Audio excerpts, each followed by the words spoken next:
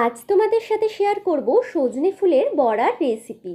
বিকেলের চা বা দুপুরের গরম ভাতের সাথে খেলে কিন্তু বলতেই হবে এই স্বাদের ভাগ হবে না। প্রথমে সজনের ফুলগুলোকে সেদ্ধ করে নিয়ে সেখান থেকে ভালোভাবে জল ঝরিয়ে নিতে হবে চটকে মেখে। তারপর একে একে বেসন, চালের গুঁড়ো, পরিমাণ মতো পেঁয়াজ, পরিমাণ মতো লঙ্কা আর আদা ব্যবহার করতে হবে। তারপর দিতে হবে স্বাদ অনুযায়ী লবণ, হলুদ, কাশ্মীরি লঙ্কার গুঁড়ো আর চিনি।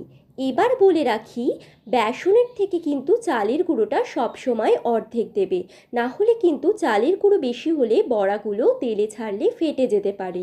এবার গরম তেলে ছেড়ে দিলেই কিন্তু মুচমুচে সজনে ফুলের বড়া রেডি।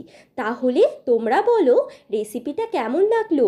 আর ভালো লাগলে কিন্তু অবশ্যই ছোট্ট একটা লাইক, শেয়ার আর সাবস্ক্রাইব করে দিও।